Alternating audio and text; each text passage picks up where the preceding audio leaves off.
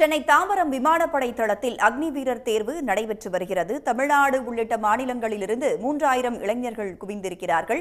கூடுதல் தகவல்களுடன் இணைகிறார் செய்தியாளர் ஜெய்சங்கர். விவரங்கள் ஜெய்சங்கர்.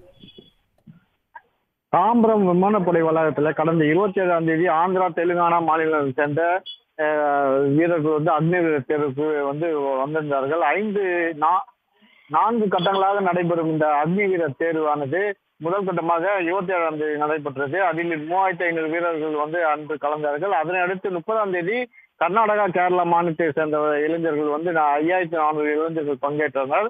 இப்ப இன்று தமிழ்நாடு, புதுச்சேரி, அந்தமான் நிக்கோபார், லட்சத்தீவு உள்ளிட்ட யூனியன் பிரதேசங்களை சேர்ந்து அழைக்கப்பட்டுள்ளனர். அதுக்காகவே இரவு முதலே இங்கே அதிக அளவில் இளைஞர்கள் அந்த அக்னிவீரர் தேர்வுக்காக காத்திருந்தனர். காலை அதிகாலை முதலே அவர்கள் உள்ளே அவர்கள் உயரம் மற்றும் அவர்களோட மதிப்பெண் சான்றிதழ்களை ஆய்வு செய்து உள்ளே அனுப்பி பணி நடைபெறுகிறது. இதற்காக சாலையூர் காவல் ஆய்வாளர் சந்துரு தலைமையில் 120 போலீசார் பலத்த பாதுகாப்பு ஏற்பாடு செய்யப்பட்டு இரும்பு தடுப்புகள் எல்லாம் வைக்கப்பட்டு அவர்களை வரிசைப்படுத்தி அனுப்பப்படுகிறார்கள். அதுபோல் தாம்பரம் மாநகராட்சி சார்பில் குடிநீர், கழிப்பிடம் மற்றும் அங்கு நிழல்குடை அமைக்கப்பட்டுள்ளது.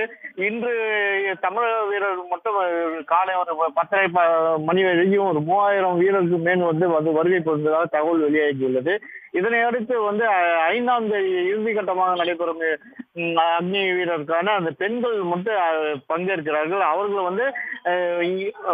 ஆந்திரா, தெலுங்கானா மற்றும் கர்நாடகா, கேரளா, தமிழ்நாடு மற்றும் யூனியன் பிரதேசத்தை சேர்ந்த உள்ளிட்ட அனைத்து மாநில யூனியன் பிரதேசத்தை சேர்ந்தவர்கள் பங்கேற்க உள்ளனர். தொடர்ந்து இந்த அக்னி வீரர் தேர்வுக்காக தொடர்ந்து பங்கேற்ற நிலையில் அந்த பெண்களும் 5ஆம் தேதி பங்கேற்க உள்ளனர். இதுக்கான பலத்த ஏற்பாடுகள் செய்யப்பட்டுள்ளன.